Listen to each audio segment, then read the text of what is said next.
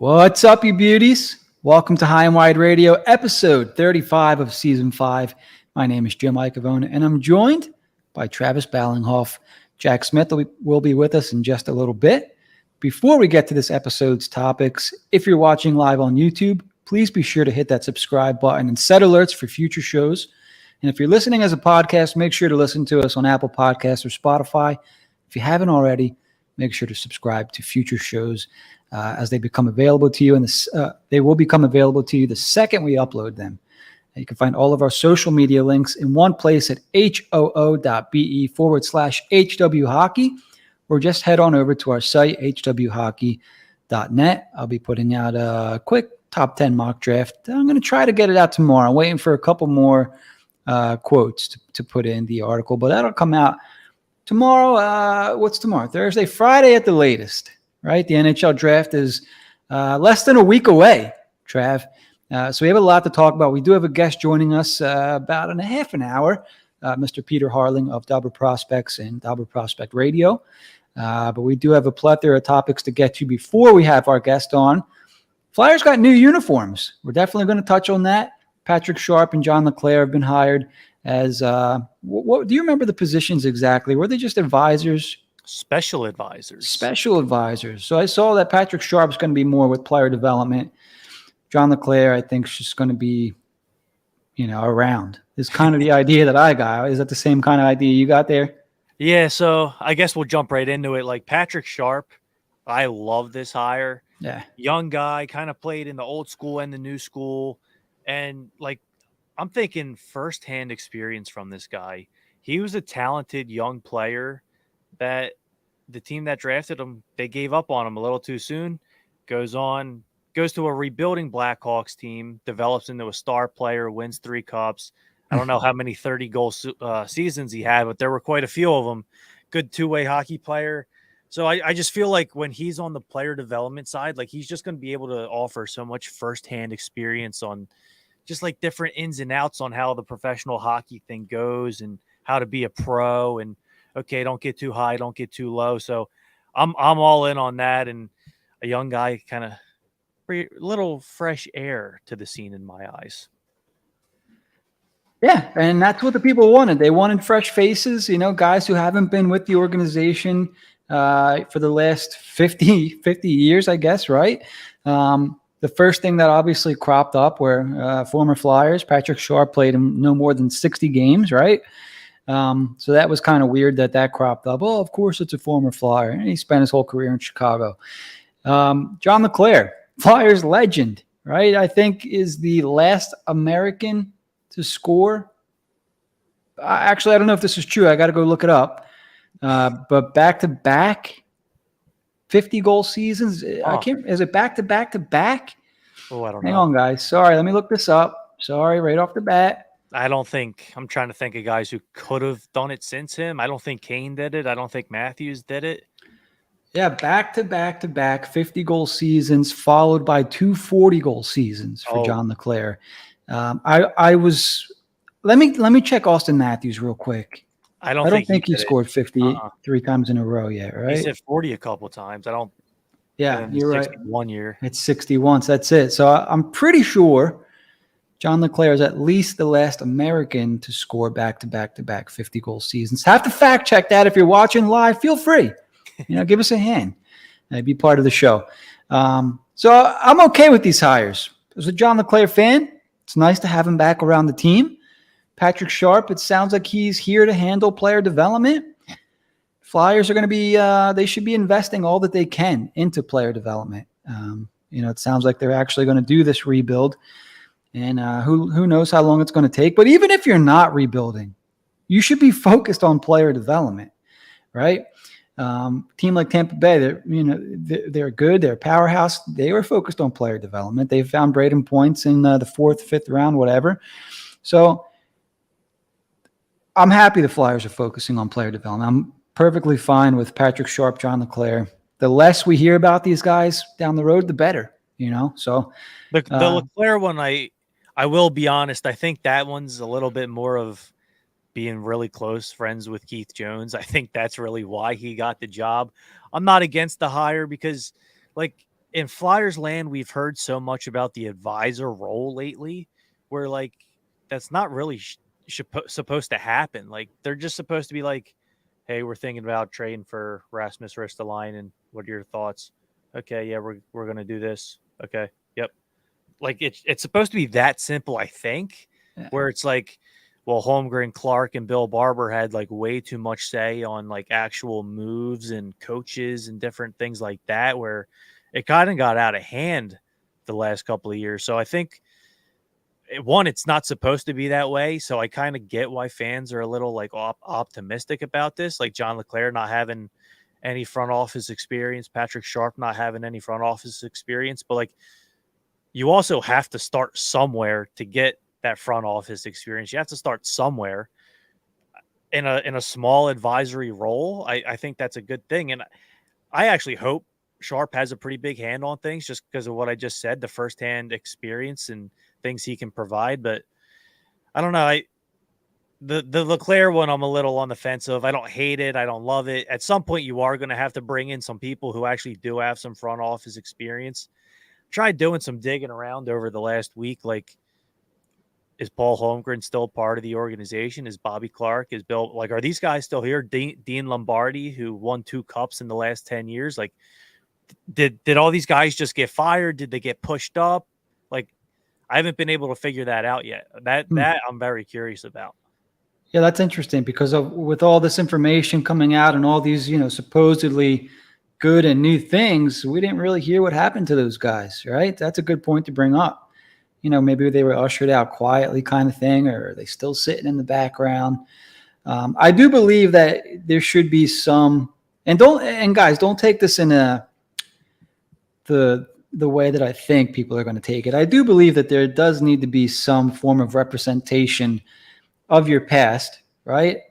But you don't have to take orders and direction from your past. So if a guy like Bobby Clark or Paul Holmgren wants to be around, that's fine. But not everything should run through them, or you shouldn't be going to them for everything. It's the guys that you have in these positions should be making the calls that those positions are supposed to make, kind of thing. You understand what I'm saying? Yeah. I think, In my opinion, or no, go ahead. no, I was just saying it's fine to have the past around as long as you're still, living in the present here and trying to make the future better based on, what you need in the present. It's okay to keep history around though. Like, I think they should be like the face of the Snyder hockey things that they do and the alumni events they do and the season ticket events they do. Like, them guys should be at all of them if they want to be there. Like, they should not be fired. Like, Bobby Clark is Mr. Flyer. He's the first person you think of when you see that logo. He shouldn't be fired, but like, should he have say in what your hockey team's doing in the year of 2023? I'm not sure about that. Right. I mean, exactly, for sure. I would agree with that 100%. Yeah, all I'm saying is that I like the link. I like a cohesive unit, if you will. They don't need to be involved in making decisions or anything like that. Okay, let's kind of move on here a little bit. Trav, this is right up your alley. The Flyers unveiled new unis on my birthday, no less. I want to know what you thought about these uniforms. They were kind of what we expected. I think they leaked during last season, and they were exactly what leaked for the most part, right? Yeah, well, I'll say. So yeah, they did kind of leak. Like, everyone knew kind of what the design was going to be. The old burnt 90s orange, no black piping. They actually look better than I thought they were going to, but like I kind of like the current jerseys we have now. I actually love the jerseys we have now. I like the ones we have now more than the ones we're going to. I don't think they're bad though. Just, I don't know. They're kind of mid. The numbers on the sleeves though, I think are terrible. And I think they did that just because one solid color on the numbers is easier for the fans to see in arena. I think that's why they went with that. So I guess that makes sense, but just looking at them pictures, I thought it was kind of ugly. So I don't know. Better than I thought. I like the current jerseys we have now more though. At the same time, you're kind of bleeding into this new era of Flyers hockey, and I'm not really opposed to switching up jerseys when teams do that. So I'm okay with it. I don't hate them. So they tried to pull a lot into these, right? Didn't they kind of explain how they got to where they did with the uniforms? So they took a lot from different eras. And let me just bring up the article here because I think they kind of they have it for you. So they went with a wider shoulder bar. The jerseys used from 29-23 had a similar shoulder bar to that of the 67 to 82, 1967, 1982 jerseys. So I guess that's cool. I'll be honest, I kind of like the wider shoulder bar. I think it looks a little bolder, makes the player look a little bigger, if you will. Okay, so let's see here. Other touches. So they gave a nod to the 1982 to 2004 jerseys with the black stripe with the nameplate. I like that. There are some people out there that aren't fans of that. I think it makes Flyers jerseys look unique. And you can read the players' names perfectly fine. Any thoughts on the nameplates, Trav? You like that they kept up with that? Nameplates are cool. I think every jersey is kind of different. Like you look at the burnt orange jerseys that they wore outdoors in 2019. They had a black nameplate. I wish they didn't, but like the jerseys they wear now, the ones they just unveiled, I do like the nameplate on them. Yeah, so do I. The one thing that I honestly wasn't crazy for, like I can get used to there not being black piping along the chest and down the sleeves. Like I can get used to that. What's going to take me a little bit is the numbers. No outlines, no other color in the numbers on the sleeves. They're either black or white. And I think the white number looks better on the white jersey. The black number on the orange jersey is going to take me a little bit to get used to. And I know I'm nitpicking a little bit here, right? That's all right. That's all right. But it just feels like they need to like outline it in orange or something. You know, make it pop a little bit more. I get what they were going for, but they went for a lot. You know, and I like that kind of stuff. You know, it's kind of an ode to the past and the history, and they tried to include, you know, this generation and that generation. That's fine. Seems like they did a little too much. Like I don't know. Like you still want it to look right, don't you? Like I don't know. I'm sure it's going to be something that I'll get used to, and over time I'll convince myself that I like it because that's kind of what I do with these Flyers jerseys. Like when they came out with those burnt orange outdoor jerseys against Pittsburgh, I hated them. Oh wow! They changed the crest. They did all like I like things more traditionally. Traditionally, sorry, we're gonna cut that and we're gonna use that from now on. Traditionally, like that logo never changed. The logo. Mm-hmm. The Flyers have one of the best logos in sports, in my opinion. Don't mess with it. But over time, I ended up liking those outdoor jerseys. I think they're a very wearable jersey. You can wear them with a black jeans or whatever. They're fashionable, I think. Whereas, you know, most hockey jerseys, in my opinion, they're not very fashionable, right? You kind of just throw them on with a pair of jeans and a hoodie, and you're good to go.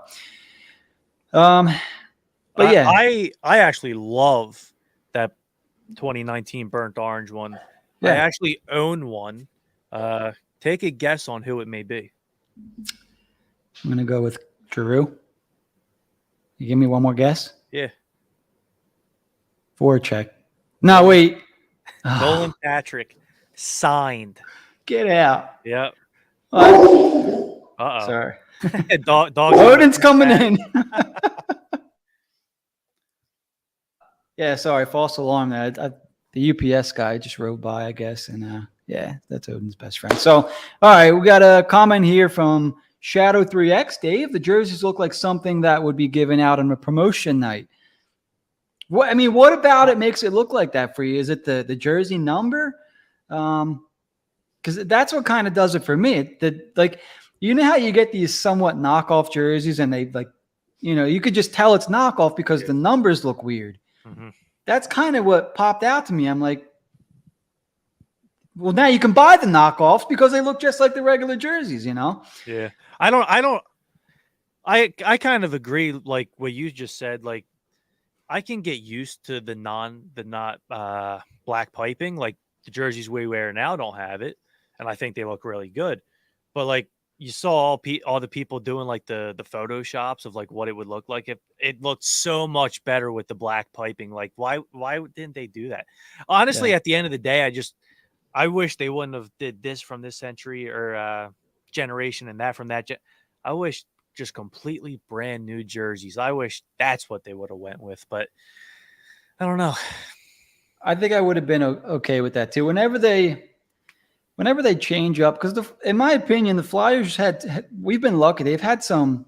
They usually keep it pretty plain Jane, and they do a nice job. Because if you keep it plain, it's tough to ruin. The only problem with that is people are bored with it. So like the Flyers, everybody loves the old style jersey with the black and the orange piping, white sleeves, whatever. Yes. They were nice and clean. The jerseys that they've been wearing are also nice and clean. But unfortunately, I think people are starting to tie them into the last decade of what the Flyers have been. So I get it. All right, change the jersey up a little bit, but it just is. I'm sure it's something that I'll get used to, and I'll probably have a couple in my closet before you know it. So, yeah, a couple more comments here about the jerseys. The numbers, and it looks like they just didn't seem to have any imagination, and that's kind of what we were just getting at, right? When they pulled this from this, and like they just put a bunch of pieces together and go, all right, this is the new sweater. That's like what's that? What was that show? Transformers, when they all form like the big robot. You know what I mean? I agree with the numbers completely. I think if the numbers had a bit of an outline, like I'd be way higher on the jerseys than I am right now. Yeah. And it's something that simple. I wonder if they can change that still, or do they have to submit that and it's like that's what it is? I'm not sure. Yeah. I don't know if did they start selling them yet? I don't know. I know didn't that have they were them. cleaning them out in the Wells Fargo the other day. Trav, someone didn't snag me a couple jerseys. I texted you. You didn't answer for 20 minutes. Yeah, right. All right, let's digress here because you're a liar. Check the receipt. Andrew Chappelle comments here. I just want the sleeve numbers and number on the back to be consistent. Sleeves look like, that's pretty much what we were saying right there. Maybe it's a consensus, and we all agree on something for once. I'd love them more without the nameplate. Why can't they get the damn? I like the nameplate. Like we said, I think it's something unique to the Flyers. Carts 88. Once again, thanks for hanging out, Carts. I wish they changed I think they will change the third jersey. So I heard they were like a couple of months ago when I was talking to I heard they were getting new alternates. So maybe they're waiting for Fanatics to take over next season, like a year and a half from now. Maybe that's what they're waiting for. But I heard new alternates. So here's my thinking here. So they have an outdoor game coming up against New Jersey, right? Another chance for a jersey grab, right? And you put out the black jerseys for the outdoor game, and then next year they become your third jersey kind of thing, maybe. That's possible. Right? I think is New Jersey home for that game though. They're the home team. Mm-hmm. So I guess they get first choice still, and if they want to go dark or white. That's true. I guess the Flyers they'll be wearing their orange jerseys at home, right? Yeah. Yeah, I would think so. All right. Well, our guest is a couple minutes early. Should we bring him in, Trav? Let's do it. All right. Mr. Peter Harling. Peter, thanks for hanging out with us. There we go. I was going to say maybe take yourself off mute. So Peter Harling of Dobber Prospects and Dobber Prospects Radio. How are you, Peter? Thanks for joining us. Yeah, I'm really good, guys. Thanks so much for having me on. This is fun. Sure. So as you know, you've been doing a lot of the prep work. We're less than a week. Fine. Actually, what's today? Wednesday. Yeah, we're just less than a week away from the NHL Draft. It's that time. Are you excited? Yeah, I can't wait to get there. I'm a little stressed out about the itinerary, but yeah, it's cool. This year's a little different. They're combining the award show and the draft in one event. So, get out! I hadn't heard that. Yeah, so things are a little different. I got my credential approved the other day, and it's like, and for the award show too. And I'm like, well, that's information I needed like 6 months ago. when I book my tickets. But that's going to be a long night, huh? Well, no, the awards is like the Monday, and then the round one is the Wednesday. Oh, I see. Yeah. Okay. Well, let's get into it here. So we've been talking draft on this show for, I don't know, when were the Flyers? When's the last time they played in April? So it's been a couple months. We've been, kind of watching prospects and talking draft on this show. Flyers are picking at 7, and they've recently traded for pick 22. A little bit of buzz going on today that they could potentially trade for another first-round pick. But yeah, we have you on because we want to hear about some of the guys you like that could go around pick 7 and potentially pick 22. So let's start with 7 first. I think around in our parts, we really like guys like Leonard, Moore, Benson, Dvorsky. Are those some guys that seem to be on your radar around pick 7, Peter? Oh, yeah, for sure. It's going to be a really interesting draft. It always is. There's always that tipping point in the draft at one point or the other in the year. It's in the first 4 or 5 or 10 picks, whatever it is, where things really start to get interesting, right? Like the first 4 players, the top 4 players, I think are pretty consensusly ranked. Whether or not Michkov goes in the top 4 that's a whole nother debate. But, Bedard at 1's a slam dunk, and then either Carlson or Fantilli in the second and third location seems probable. Michkov could disrupt that a little bit, or he could fall almost out of the top 10, depending on who you talk to. So what's going to be available starting at 4 and 5 is really where things get interesting. And the Philadelphia's got 7th overall pick, so they won't have complete control over that. There's some guys who they might want, but predict they'll be long gone by the time they get to them, and they'll just be there. It only takes, one team to pick your guy, but we've seen players fall before or move up. Mo Seider was picked way ahead of where prognosticators had him, and in hindsight, Detroit's like, told you. so let's stay on that path right there, because a guy who I'll admit I haven't watched any of is defenseman David Reinbacher, and he's been getting talked up a lot recently. And we've had a couple prospect pundits on in past shows, and we've done a couple mocks, and a lot of these guys have the top 10 picks going all offense, or they have their rankings 1 to 10, all forwards. But now we're hearing a guy like Reinbacher being talked up potentially. If he's there at 7, Flyers fans, they want him. What do you think about David Reinbacher? Well, he's a nice player. There's no question about it. For me, I'm really looking not who's the best player in the draft right now, right? Now, who's the 7th best player right now? What matters is who's going to be the 7th best player in hindsight, when we look back with the advantage of 2020 and in 10 years from now. Sure. So what does Reinbacher project as? Well, again, that depends on who you ask. But for me, I see him as a very high floor player, right? Very probable to be a player in the NHL. I think you're locked on to get an NHL defenseman with this guy. However, I think the ceiling on him is like best a 3rd on your depth chart, probably a 4th. Mm-hmm. So when you're picking in the range that the Flyers are at 7, and you've got first line forwards, centers, and wingers galore to choose from, do you pass up on a top 6 forward for a bottom pairing defenseman? No. No. They better not. Right? So, there's talk about Montreal fans saying, "Oh, we're gonna pass on Michkov to drive Reinbacher," and that's like, no, thank you. That would be such a huge mistake. Such a huge mistake.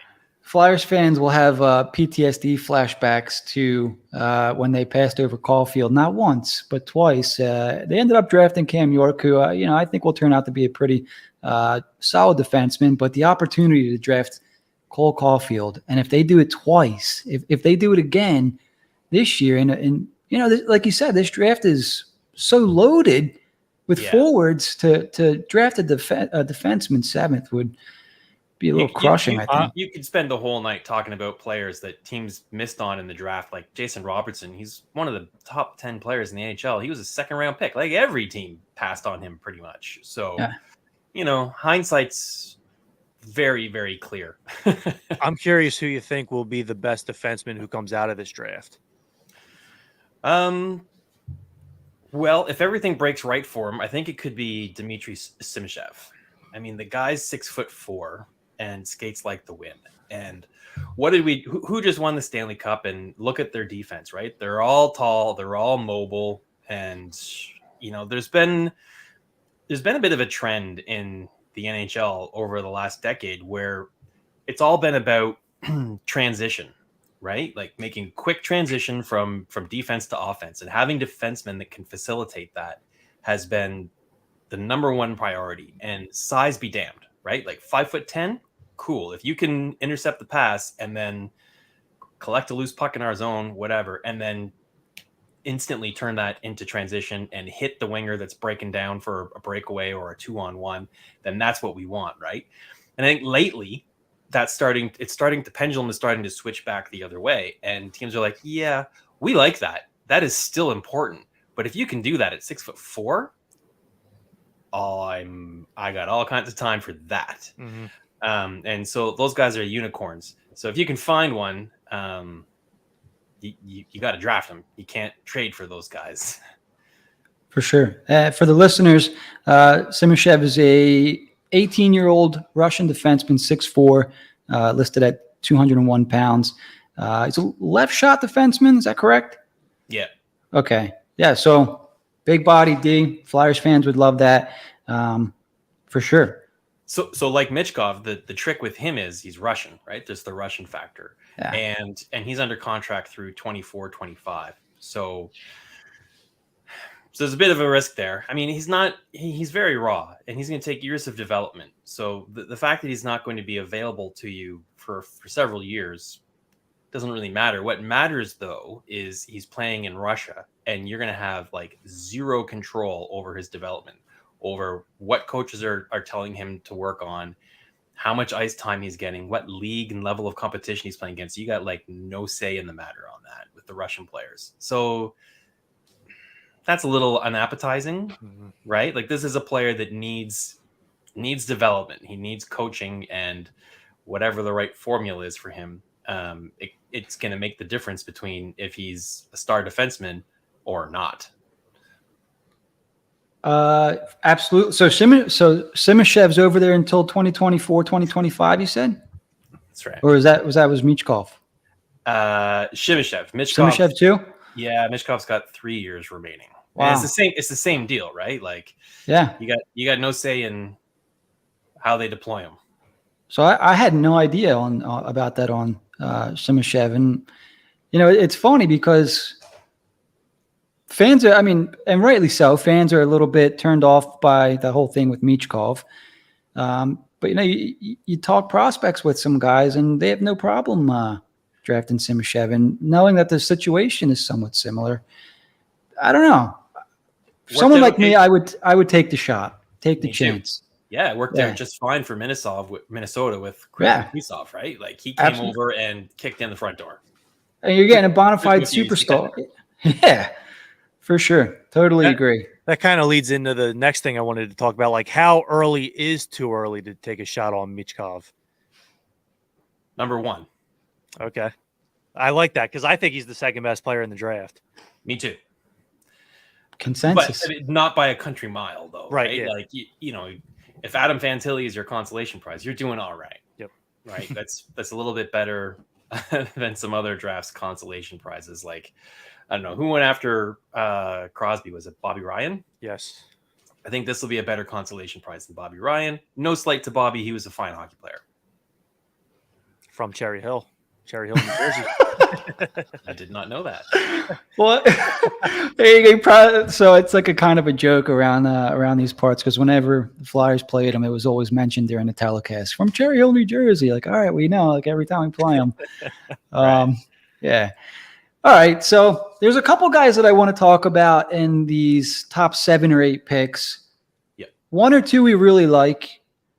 One, I can't really understand the hype on him, and maybe you can help me understand it, or maybe you have similar thoughts. So the player is Will Smith, and in a lot of mocks, he's top 5, top 6, and you hear all these great things about him. When I watched him live, yeah, you could see he's got the offensive creativity. He sees things before they happen, whatnot. He just looks like he's playing in slow motion to me. I'm just going to say it. He reminds me a lot of a player the Flyers already have, and Kevin Hayes, and tops out at a 45, 50-point guy. Am I missing something on Will Smith? What are your thoughts on Will Smith?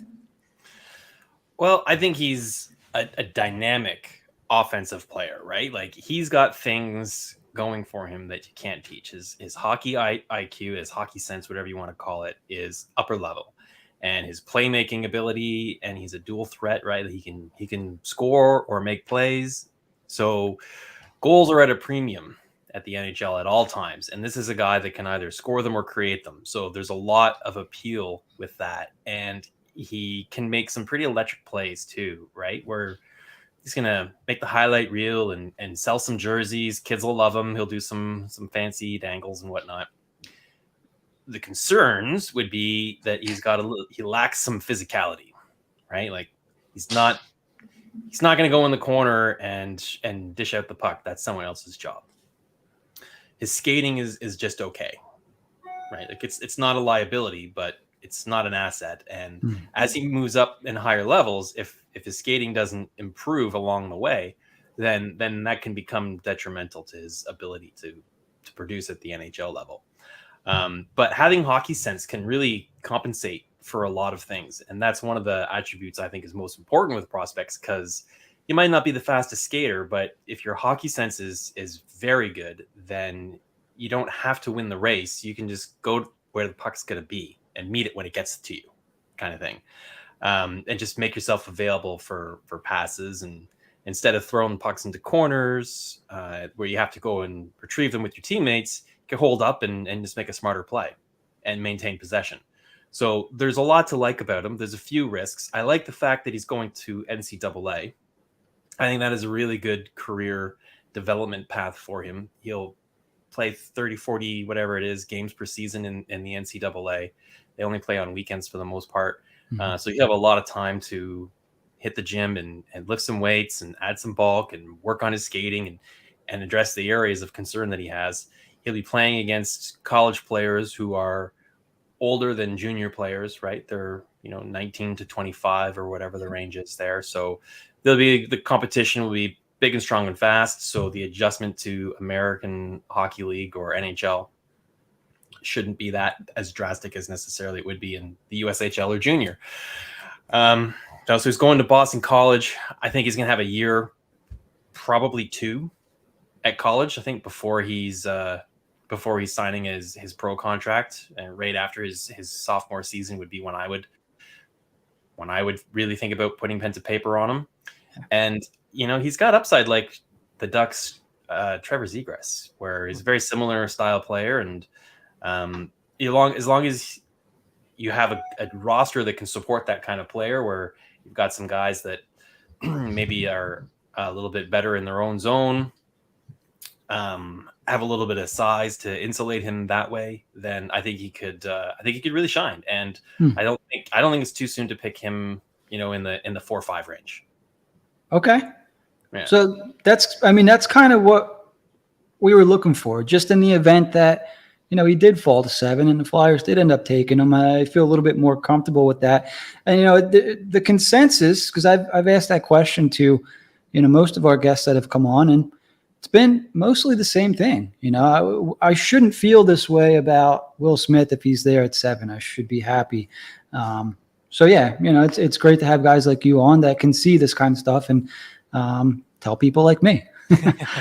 So, okay. So amongst our little circle, we're kind of torn between Zach Benson and Ryan Leonard. For whatever reason, we seem to think that Benson's going to fall this far, could potentially fall as far as 8 or 9.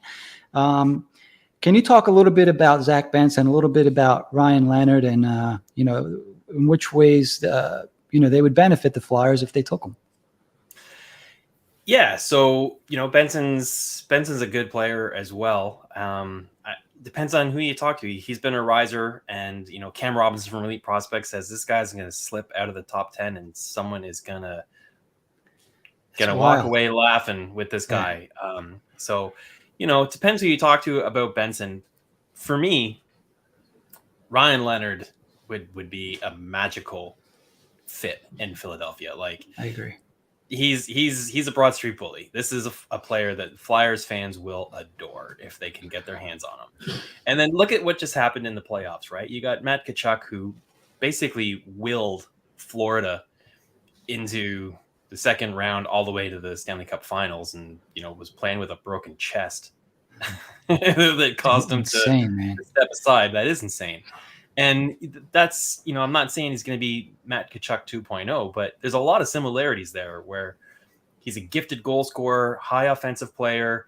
He's aggravating to play against, and he doesn't have this like huge size. He's like 5'5".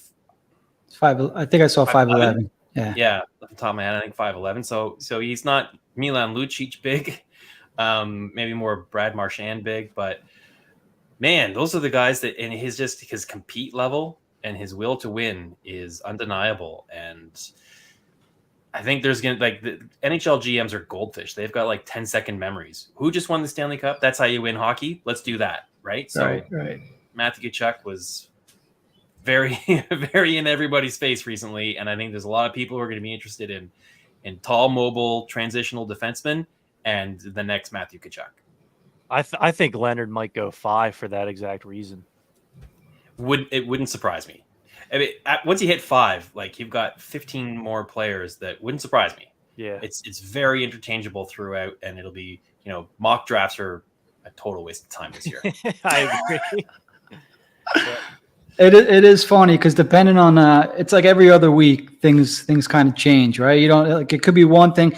So it all kind of feels like it depends on what San Jose does. If they take Michkov, all right, you can kind of see maybe how things shake out somewhat the next couple picks. If they don't take Michkov, all hell kind of breaks loose. Like, all right, how far is he going to slide, kind of thing.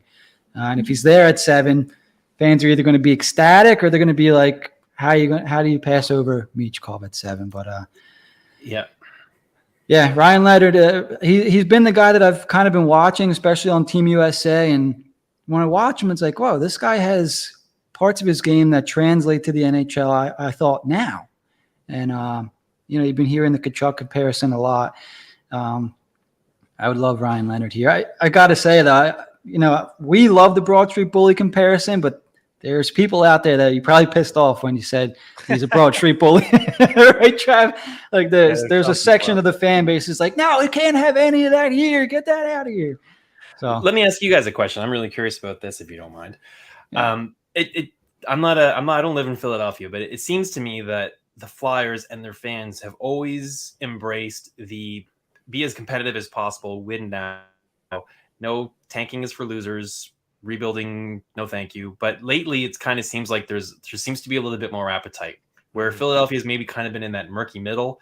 They've been a competitive team, but not a contender for kind of seems like a while now. So, not having too many premium draft picks, the prospect pool is okay. But in order to get out of the murky middle, I think fans are starting to embrace the idea of, okay, so let's have a couple of years of poop in the bed. Let's get some really good prospects. Let's trade some players. Let's get some prospects and picks, and let's be good again. Let's be really good again. Is that what they're going to be doing with Daniel Briere? Do you guys think? It sounds like it. He said he's not going to completely bottom out this roster like Chicago Blackhawks, Arizona Coyotes style, but I mean, everything we're hearing, like Konechny's on the table, Hart's on the table. So I think things are leaning towards that, and I think a lot of fans have really been open to that over the past year and a half now. Yeah, Travis said it right there. Things just got really bad. I mean, when Hextall was here, when he was done, I think a lot of people assumed that things couldn't get worse. When Chuck Fletcher came, he tried. He did what he knew how to do. The moves that he made just didn't work. And you could argue the Flyers were in a way worse off place than when he took over.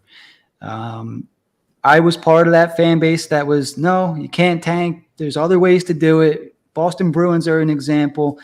The Golden Knights, I know that they just started 6 months ago with a clean slate, but I think they only had one guy that they drafted on that Stanley Cup team. So they found a way. There are other ways to do it, but they've all but come out and said, which I appreciate the honesty that, hey, we're going to do rebuild. These are the moves that we're going to be making. We're going to be acquiring assets, picks, young players. Like, for example, the Provorov trade I thought was brilliant. They got back a first-round pick in this year's draft, which was, great. We didn't even talk about the 22nd pick yet. 2 second-round picks next year. They didn't have any second-round picks. A couple players in Cal Peterson, Matt Walker, and Helge Grans, who I thought kind of was the cherry on top of that trade cake. I mean, what did you think about that trade? I liked it. It's 3 years ago, I might not have signed off on that, but Provorov's kind of stalled, and I wasn't a really big fan of what he did with the whole Pride jersey thing. Mm-hmm. I thought that was a little distasteful. So I don't know. Maybe he kind of wore out his welcome in that dressing room, perhaps. I'm not there. It does seem like that a little bit, and if he's a player who's not that young anymore, but he's kind of in his prime, and if he's not going to be part of this solution going forward, then he's an asset you can parlay into what they just did. A first round pick, good prospects, and part of what your long term solution is going to be. So I liked it from their perspective, absolutely, and I think Columbus did all right with it too. So it's kind of one of those rare win-win trades. Absolutely. I think what we're expecting to see similar trades to that, to be honest. So to your question, I think the team has embraced rebuild, and so fans, for somebody like me who was so much against it, as long as you're going to say it and then follow it up with action, that's fine. Yeah. So, hey. So our second co-host has joined the show. Jack is on. Hey, Jack. All right. What's up? Is my fantasy team the best or what? What'd I miss? So we talked draft. We have Peter on from Dobber Prospects. The 22nd pick, Peter. Some of the players that are supposed to go around there. Who are some of the first names that kind of come to mind around picks 22 for you? Well, that's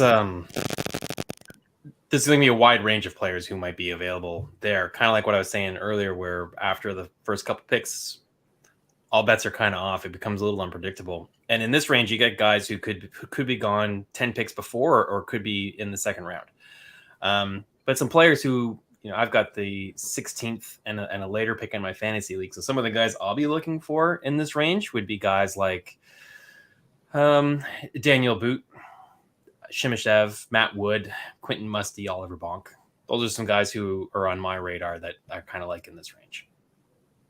So we had Russ Cohen on of Sportsology and Full Press coverage a couple weeks ago, and big Quentin Musty fan. I think he had him in his top 10.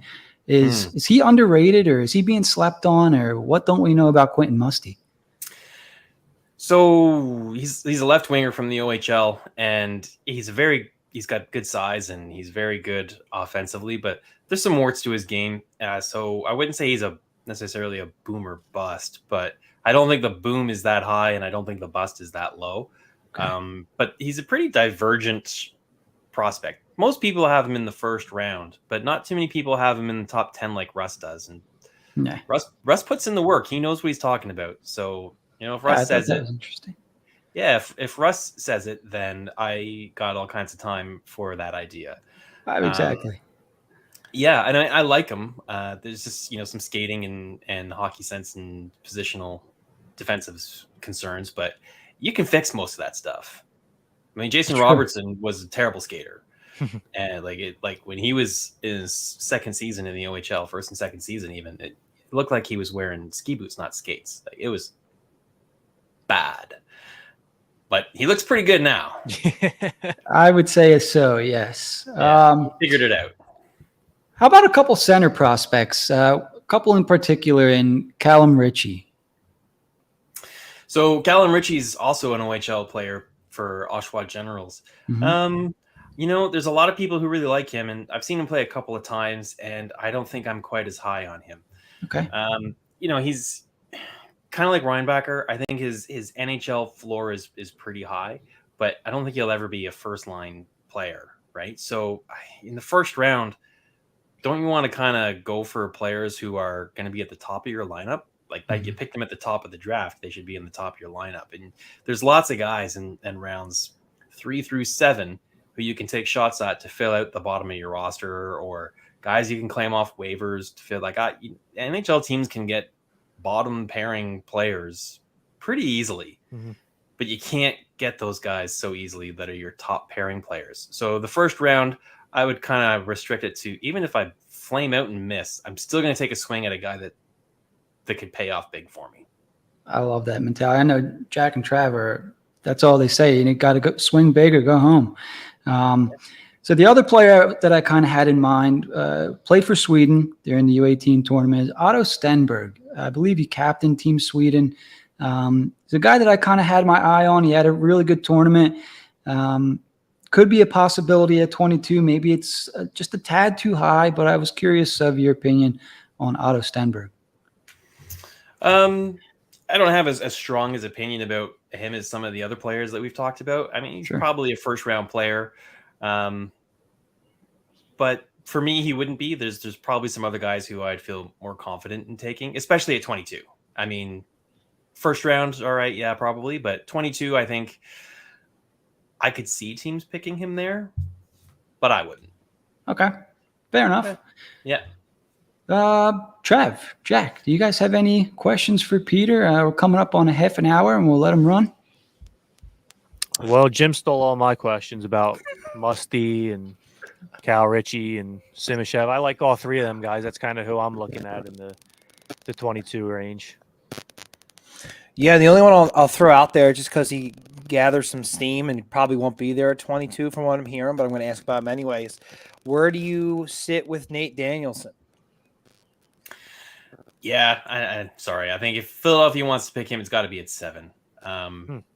Yeah, I think he's going to, and I wouldn't do that. But, yeah, maybe if they trade up or trade down from 7. That's the other reason.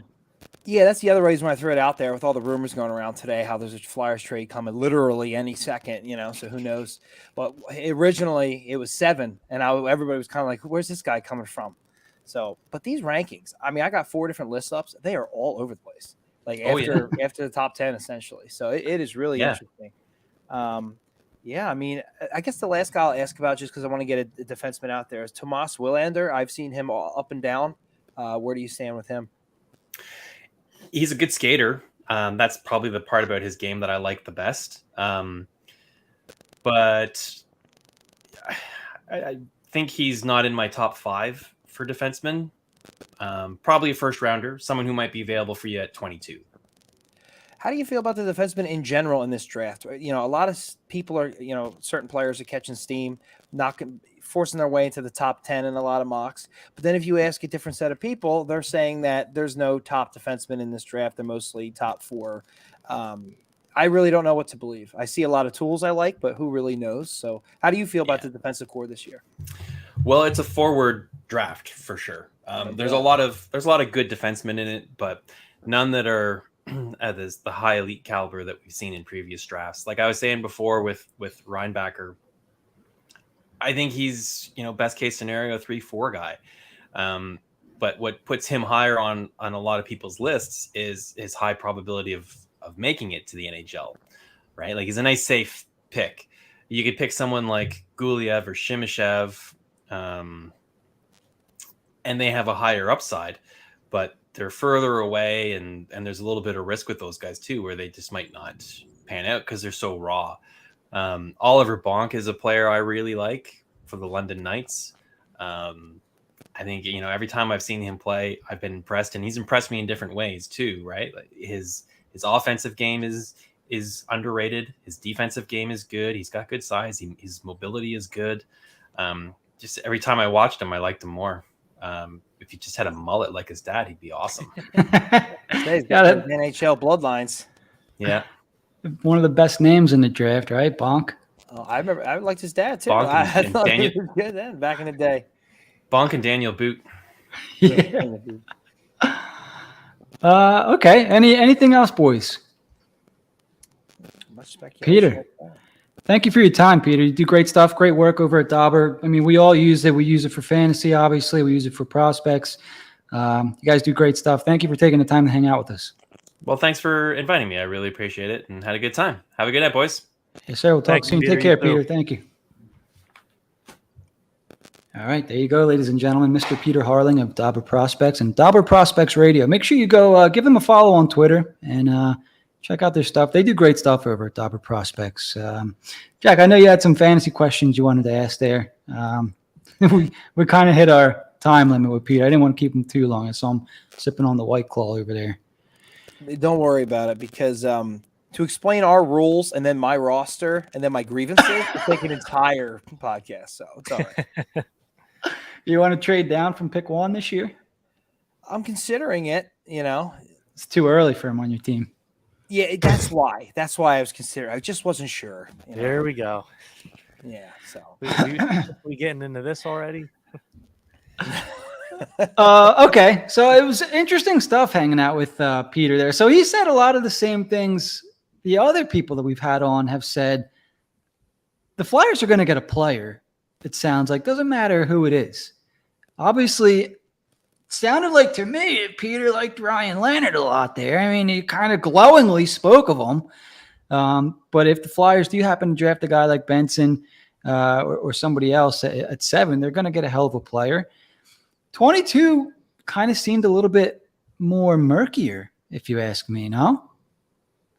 Just because of what we were saying, and once we get past the top 10, really, top 12, I guess, I'm seeing names all over the place. Like Boot was a name that I saw kind of recently get ranked kind of high more consistently. And like 2 weeks ago, where was he? At least consistently this high. And other names like Quentin Musty is much closer to where we're drafting now, which I just for Russ Cohen's sake, I'd be all about because he's never led me astray. So I'd be all about that. Well, he kind of called that too. You remember? He said that before. He said, "Watch after the combine. Musty is a name that's going to creep up the rankings, and he's all of a sudden he's top 20, top 15. What did Peter just say? You had him at 16, something like that. Name to watch at 22. So the one list I'm looking at's got him right in our range as well. Yeah, interesting stuff there. And here's my thing. Let's say the Flyers do end up going center. Let's say they end up going Oliver Moore or Dalibor Dvorsky at 7. I'd be perfectly fine with them taking a player like Quentin Musty at 22, even though, maybe there's another chance for a center there or a defenseman. If they went Musty, I'd be fine with that, Now, you know what I'm really wanting? Yeah, I want the 2 Russians. Iacovone and Simashev? I want both of them. You think that could actually happen? Oh, I don't know. That's risky, but you want to see the fan base go up in flames. Well, no, I like both of the players. Like he talked about it, like the 6'4" defenseman who can skate and move the puck and make plays. Like that's like the unicorn in the league right now. And I don't know. It sounds like he's going to take a little bit to come over, just like the other guy. But we're not going to be good for a couple of years. Like let's take him. I want him. I think he's going to be a good player. Here's a random question. I have the same mindset. I mean, I'm being honest here. I think I would be pretty upset if they took a defenseman at 7. I don't care. Me who too. I'd be pissed. Some people are saying like, oh, it's not that bad. It's a forward draft. You heard him say it. We already knew it. Just confirmed it. Honestly, I don't see how they don't come away with either Michkov if he drops and whether they decide to take him or not, which I don't think happens, but like that's an option. Leonard, and if a team like Montreal takes him, then Benson. Like those 3 players, and Michkov's got a big asterisk, but I don't see how they don't come away with one of those players. That's just the way I see it. Moore, I think, has slipped down some rankings just enough to where they're out of their 7 range. I think they'd rather go with another player, and we'll see if they acquire more picks or move up or anything like that. But then there's like 5 intriguing names at 22. I think they're, as long as they don't, go crazy on us and pick a name out of a hat like Hextall did in 2018, I think they're going to do okay. Absolute worst case scenario is this right here. Ready? Oh, God. Bedard to the Blackhawks, right?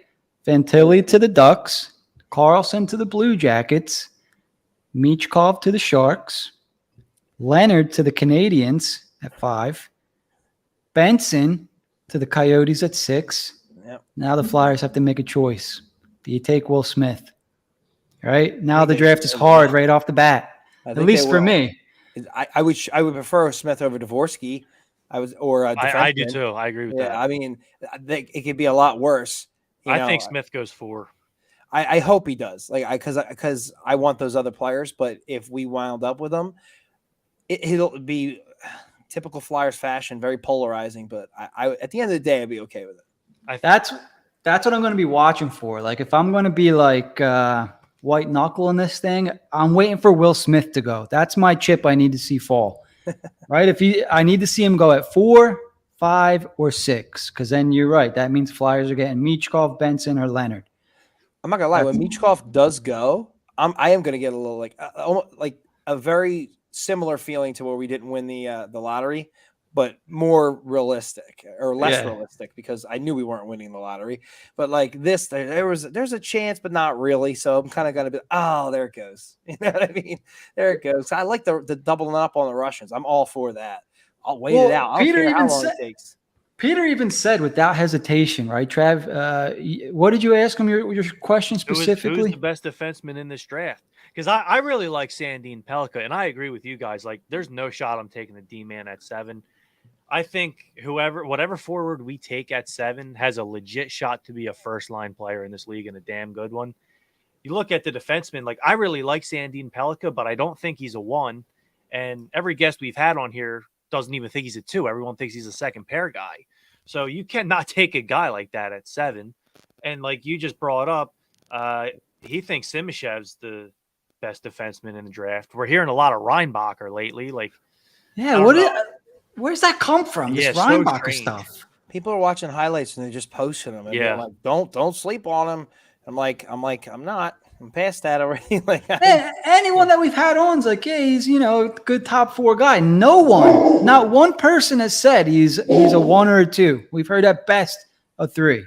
And it's random people posting highlight videos saying, yeah, like you can make anyone look good with a highlight tape, but like a defenseman, like that's even more. It's like, oh my god, look, he's intercepting all these plays and all these great checks, and like it's easier to hide mistakes if you're making a highlight tape for a defenseman. And that's just it. And Jim knows this from all the research we do for our other leagues where we have to draft rookies. We try not to watch highlight reels because everybody's going to look good in a highlight reel. We just try to read as much analysis as you can and go from there, make an educated guess. For sure. Angelo, it looks like sort of is in the same camp as us. He's a pro Reinbacher, and until everyone started saying his ceiling was a 3, would rather snag a forward for sure. I just don't feel like this is the draft to gamble because 5 years down the line, let's say Reinbacher does turn into a good defenseman.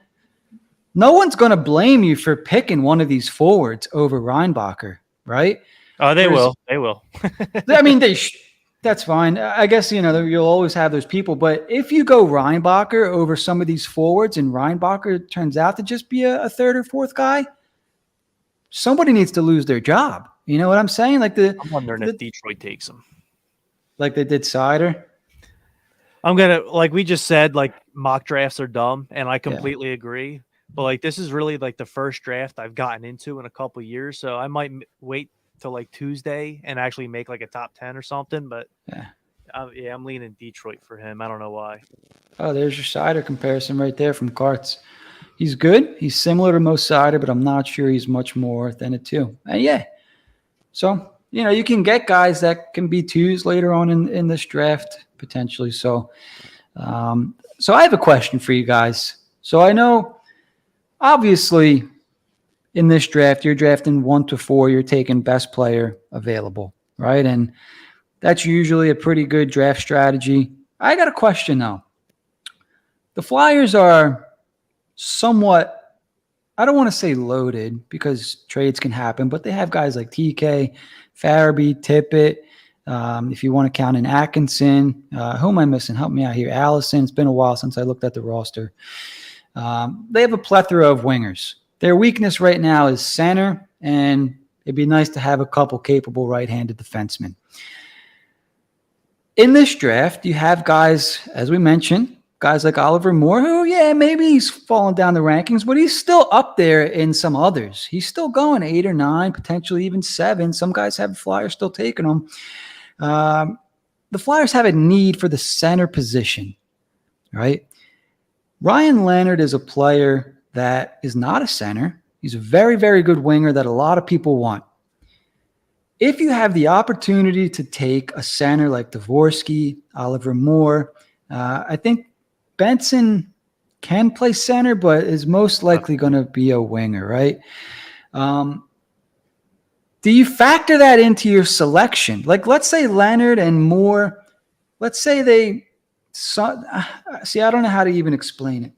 Does the need for the center position kind of tip the scale a little bit more in a Dvorsky or a Moore's favor? Because you already have the position of Ryan Leonard filled, let's say. Does that sway your decision at all? Should it, Jack? I mean, personally, when you're drafting this high, I don't think it should.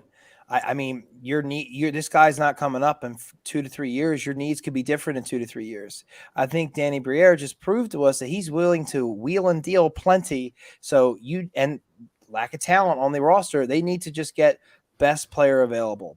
Could it tip the scales?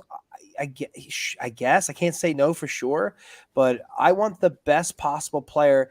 I don't want to miss out on somebody who's really good because we looked at need when we're nowhere near being anywhere for competing or anything like that. These are all still unproven commodities. Don't get cute. Take the best guy, and you should be smart enough to make moves down the road later to make it work. So good points there. I'm going to give Trav a chance to chime in before I play a little devil's advocate on this one, boys. Well, I pretty much agree with Jack.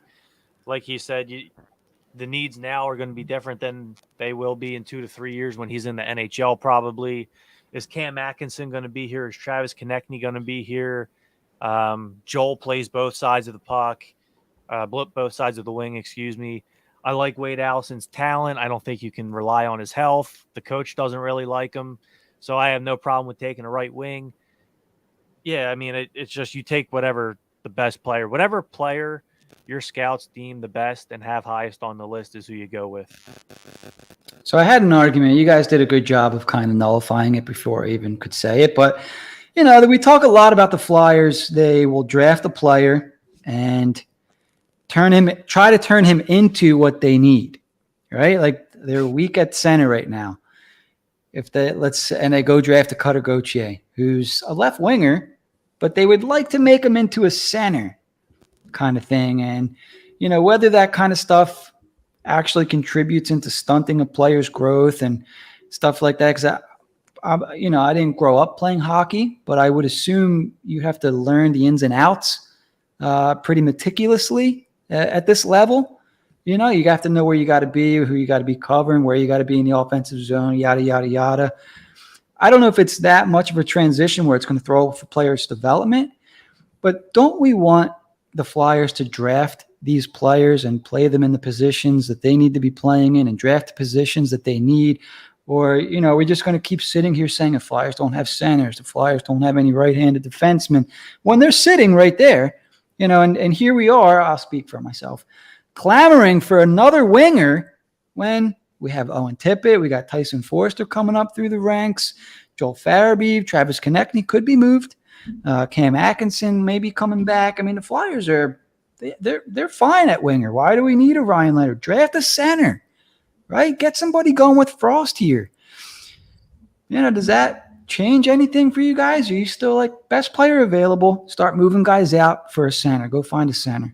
Yeah, at this point in the rebuild, you're definitely going best player available. And for the most part, I tend towards that, whatever position you are in.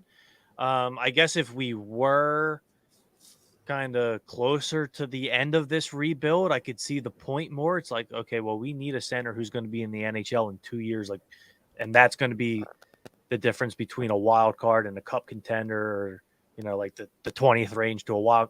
That point, I could see it, but I mean, we're far away. Just get the best player available, and who knows? Maybe they take right wing, which we're strong at right now. Maybe they take Ryan Leonard, and then somehow we're faster along in this rebuild, and maybe they trade him. Maybe he never plays a game for the Flyers, Jim. Don't. He's not even a Flyer, and I'm telling you, don't start the trade rumor. Odin making another appearance there tonight. That's good, though. What do you think, Jack? I couldn't agree more. I mean, it's so funny. 10, 15 years ago, the Flyers were the exact opposite. They drafted centers like you wouldn't believe and just moved them to wing. I rather have that problem. We have too many good wingers. I'm like, we have too many good of something. Okay, we're doing something right. Let the rest figure itself out. The chips will fall the way they're supposed to. I fully expect Konechny to get moved. Maybe not this year, but at some point in this rebuild. Cam Atkinson is not going to be around forever, obviously. And we don't know for sure that all these wingers are anything. Yeah, Tippett had a good year. Can he do that again? Can he be a leader on this team? Can he be one of the top point producers on this team? I certainly hope so, but there's nothing set in stone that says that. We've seen guys be flashes in the pan and then just completely disappear. Like it's definitely possible. And all these guys are just trade chips. They're all trade chips down the line. Like Travis was saying, like I would rather have good players and a problem like that than draft out of need and swing and miss on not only miss on a good player, but then be right back in the mud where we were again, stuck. I think that's how you get yourself in trouble too, when you just start drafting for need rather than who your scouts believe is the best player available. Right. Okay. Yeah. And I mean, I'm a little more open to it at 22, but if it were me, I'm probably still going best player. Yeah. Like I kind of said, like I'm hoping it falls so that it's forward and defenseman. 7 forward, 20, like in a perfect world, that's what happens, but we'll see. Right. I just noticed Jack's title underneath of his name there. Did you see that, Jack? Yeah. Flyers trade coming soon. Well, I've had something. What do you think, Jim? We got a trade coming or what? I'm not saying anything, dude. Gifts. That's all it was. It was GIFs. That's all. GIFs. There was a lot going around today, man. I'm like trying to refresh my phone, realize I was getting rolled. Yeah. So we could touch on a couple of rumors. I mean, so we'll start it off. Well, you're hearing some rumblings, some news, some crickets.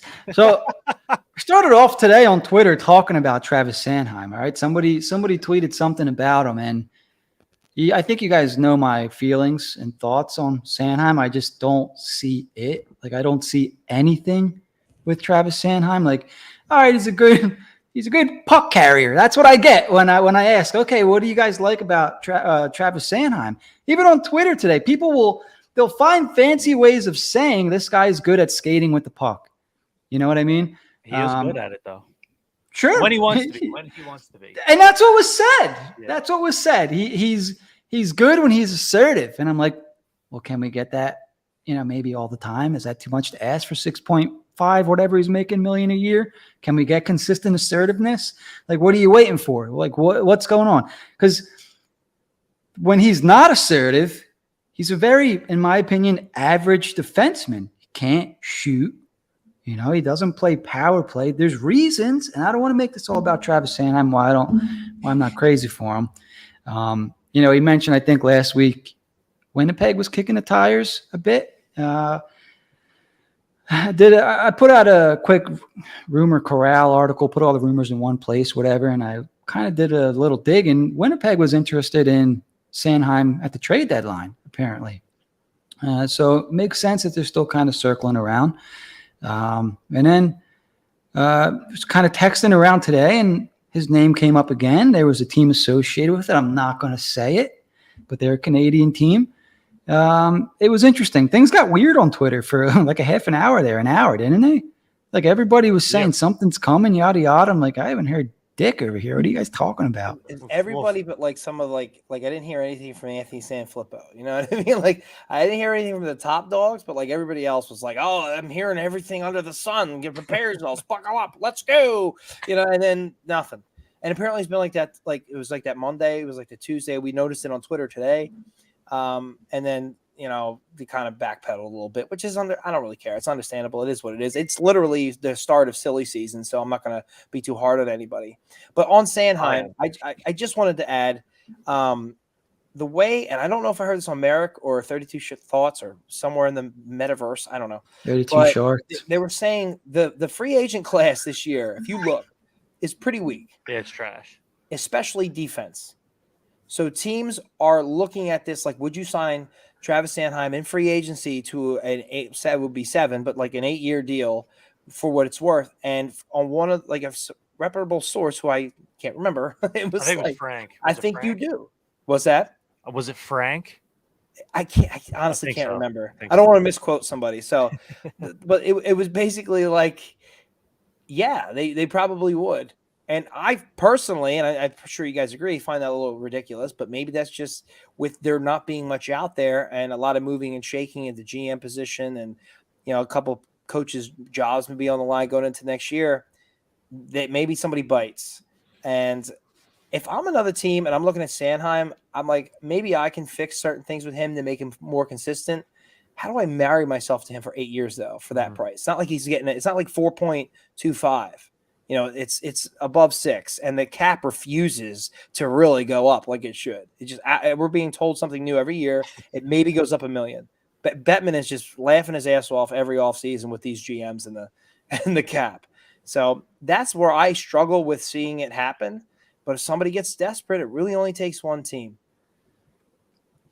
I think for Sanheim, you need to have a specific kind of defensive partner with him because, and this is not a slight when I say this, it's just, I believe the reality.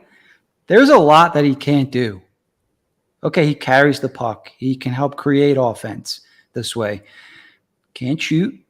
Very limited, in my opinion, defensively. Yeah, he's big and long. Maybe he can break up passes, but he gets bodied along the boards out in front of goal.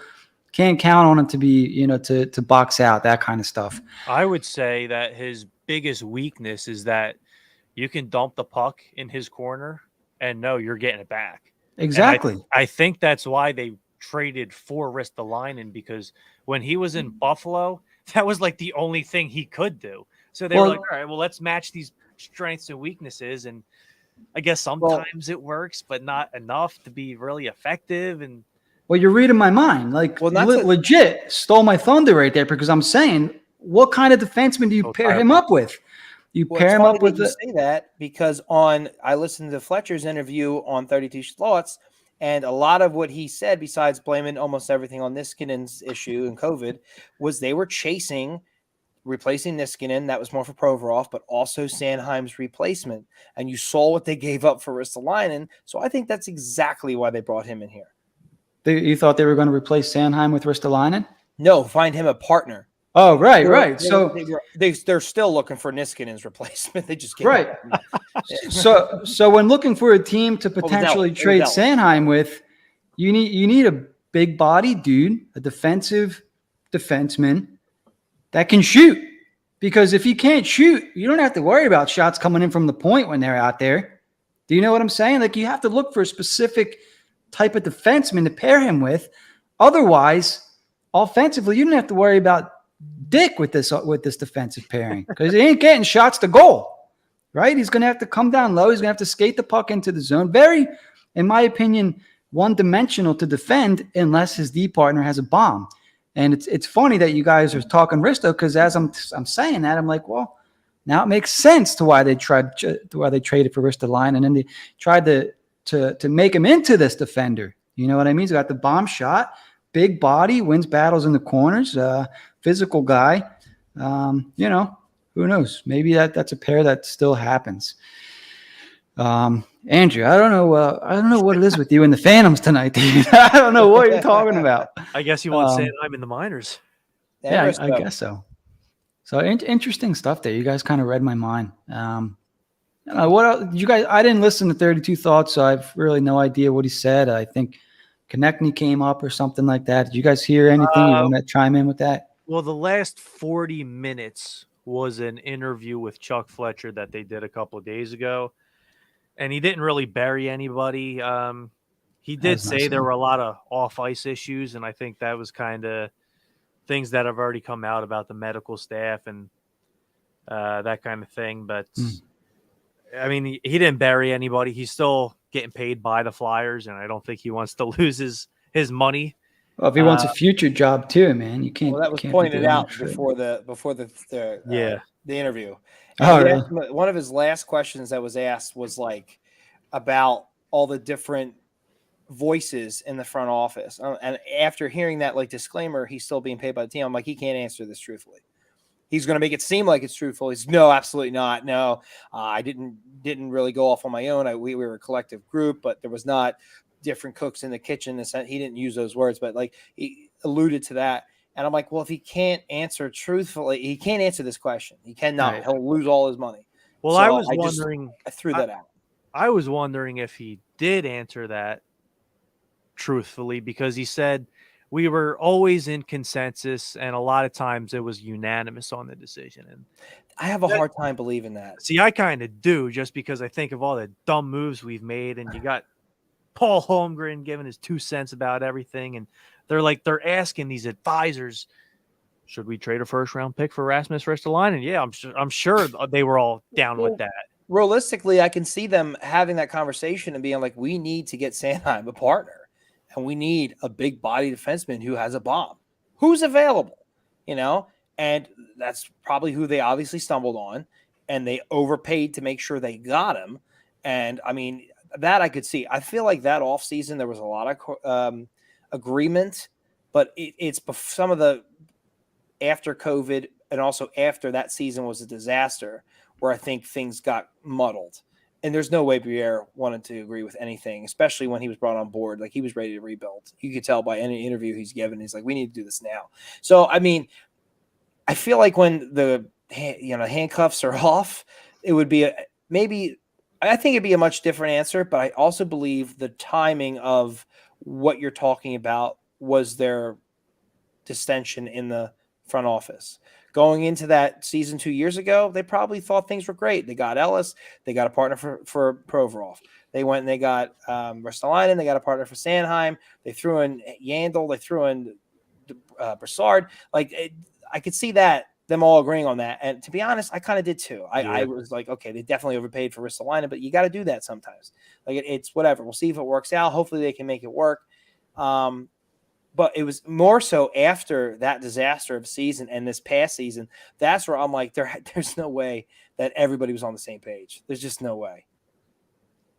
Okay.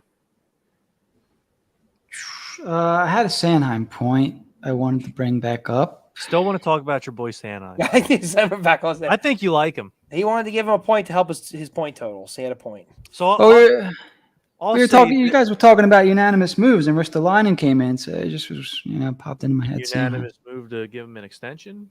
Maybe? No. There you go. There's one I think that I'm like, there's no way that everybody was on board. Like, Right. There's no way. He's like, you guys are got to be kidding me. He's like, I'll be GM in a year. Carry on. Go ahead. I'm kind of wondering, and you said this earlier, like what team could be interested in him, and he probably needs a big right shot to play with, and they don't have one of those in Toronto, but I've mentioned this marriage that I think could work on this podcast many times. Like, I could just see him joining the Rush with Mitch Marner and Austin Matthews and it being successful. I'm I glad think we there's a said good fit Toronto. I'm glad we said Toronto. I felt like it was like the worst kept secret that because I feel like they've been interested in any Flyers defenseman for quite a while. And I totally agree with everything you said. That's why I think if anybody's going to bite that bullet, could be Toronto. Toronto could be a team. I was checking their kind of roster flexibility and stuff out today. They got a lot of UFAs, number one. They currently have $9 million in cap. I think that's right off the top of my head. I don't know how they feel about a guy like TJ Brody. I'm not sure how great he did for them in the playoffs this year. He's making $5 million for one more season.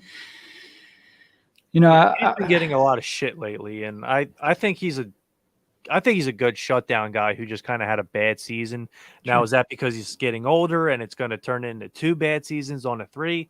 That I don't know, but I've liked him for most of his career. Yeah. He's 33 now. I'm not sure when he turns 34. Let me just log into Toronto here real quick. So they have a lot of left shot D. They have a couple right too. So they have Morgan Riley, who obviously play the top line. Jake McCabe can play left and right. He's making $2 million for the next couple years. Timothy Liljegren will play the right side. Connor Timmons, not sure how much he played for them, but he's under contract till 2024, 2025. And that's it.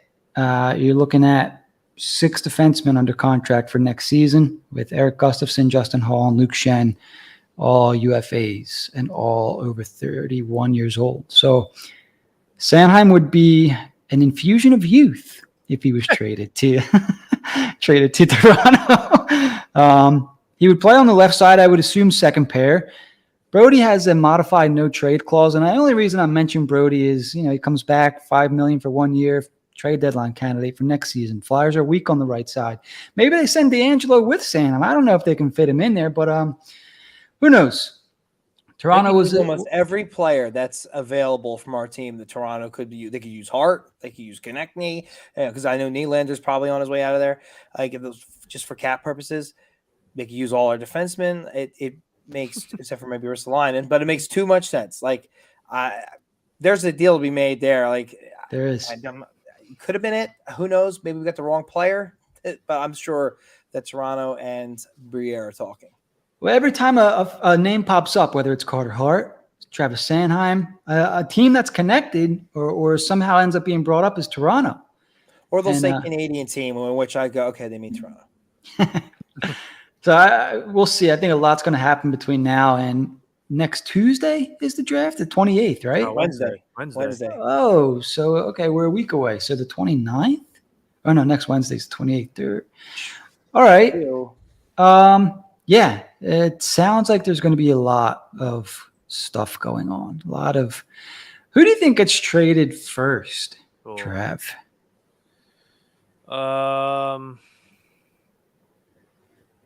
Kevin Hayes. Well, yeah, I'm very confident that both Hayes and DeAngelo are gone.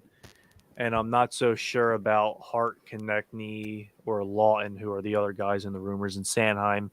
I don't think Sanheim gets moved. What if it's like a package deal, Hayes and DeAngelo, and that'd be great. Retain some money, and maybe you get 2 picks out of it. I don't think you get a first, but second and a third. Go for it. As long as you're retaining money on DeAngelo and not Hayes, retain all of DeAngelo. Why not? It's only one season. I would think you'd have to for Hayes, but yeah. When I look at each player individually, you can just break it down like Hart with everything going on. I can't see him being the next one. There's no way they wrap up that investigation by the time, they should be making moves before the draft, if not at the draft. So I'm going to throw Hart. I'm going to say no. I can't see anybody marrying Sanheim to that deal. Could happen. I just don't see it happening. So I think that's out. Hayes, I know he needs out. All those rumors are there with him and Tortorella. That's a big contract still. That's tough. DeAngelo, I feel like you get more for him if you make it work at the trade deadline, if you can pull that one off. So I disagree with that.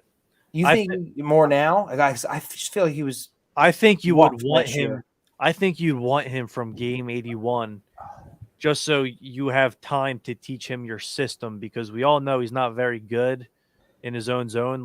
He's a guy that I would want learning my system and getting to develop some chemistry with everyone from day one. I'm not sure if I'd want him.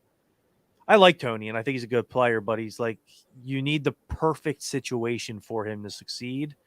And I'd rather have my hands on him earlier rather than later.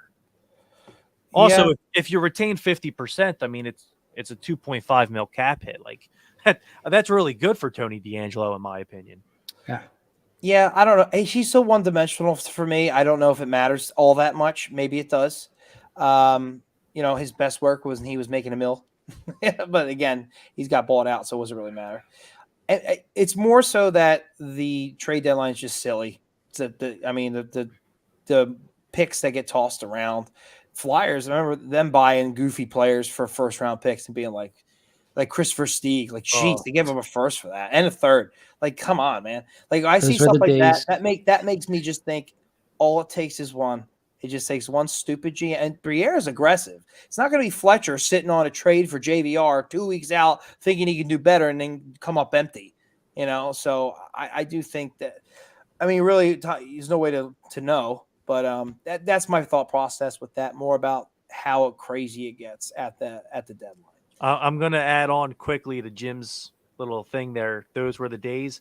I completely agree. I completely miss when the Flyers and Paul Holmgren was the GM, and we were rumored into every single player at the deadline. Those were fun. Trav, But I remember the players, like they're still yeah. relevant. Like I remember we were always interested in just Dustin Bufflin. If you want to go back a Evander little bit Kane. further, we were always interested in Jay Baumeister, Thomas Falcoon, who almost got traded for Giroux, like 1-for-1, prospect Giroux. It's like they were always interested in the same guys. I actually don't remember hearing. Yeah, like I don't remember hearing a whole lot of Pronger, but the deal got done, so I guess that's why.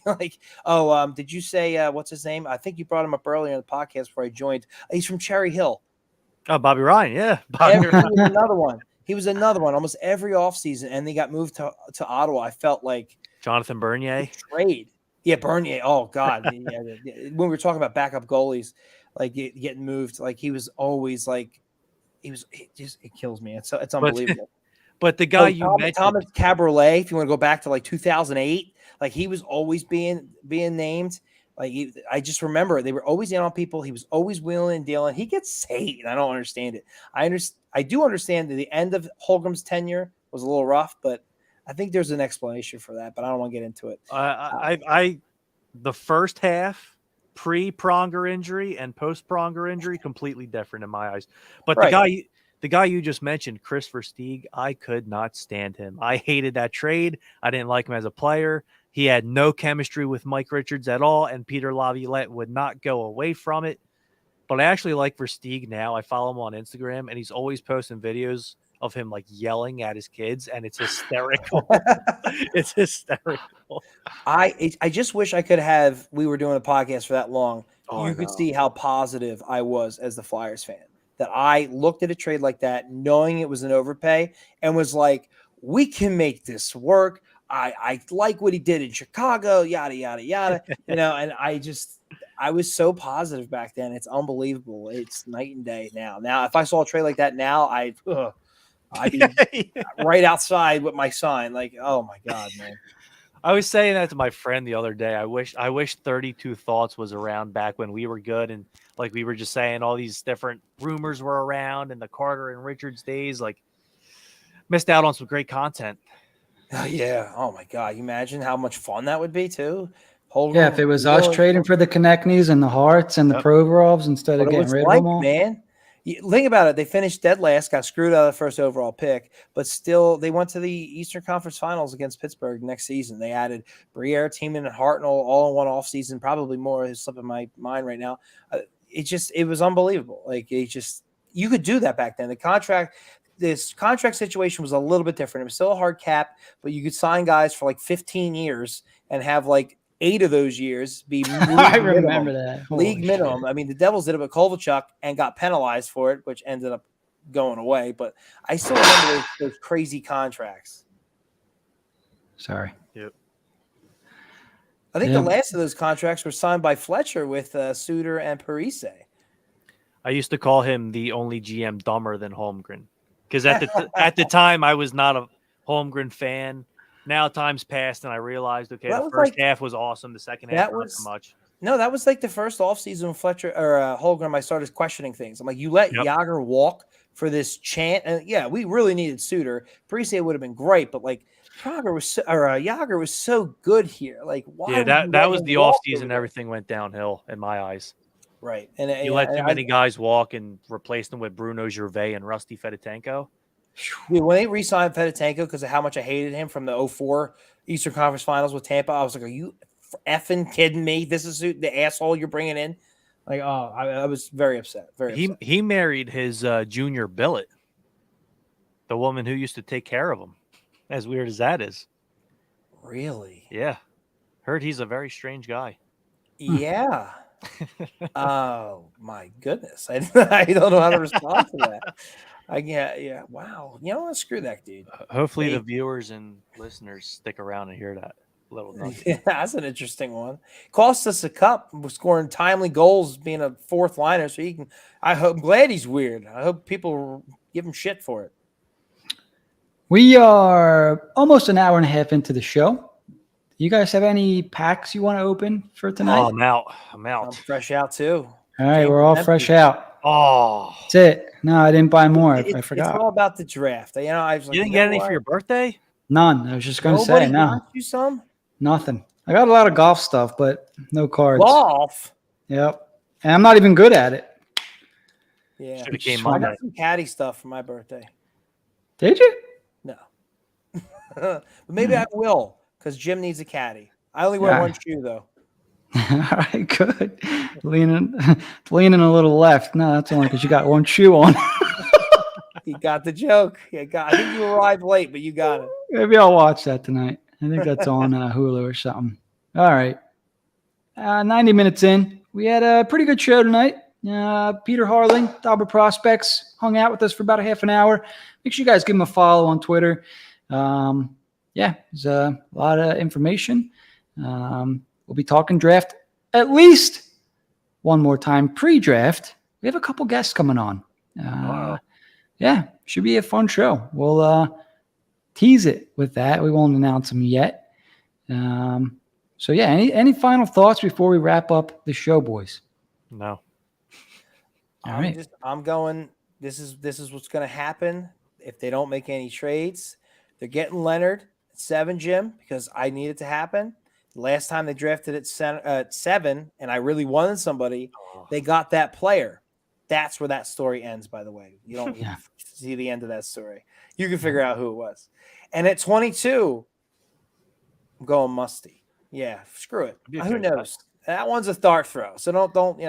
But those are my picks. That's who they're getting. 2 forwards. Deal with it. It's going to be great. Let's go. Danny Briere's a friggin' man. 2 Flyers at least traded before the draft. All right. As always, HW fam, thanks for hanging out with us. We'll be back next week. Probably Monday. You guys good for Monday next week? Should be. All right. Yes, Well, sir. we'll be back Monday next week. We'll be back. I was going to say we'll be back musty. There you go. That's the pick. Yeah. Yes. It's going to be rainy, so don't go outside and enjoy the weather this week. Or do. I don't care. Eat your vegetables. Take your vitamins. We'll talk soon, everybody. See you next week. Bye-bye. Back at random goal.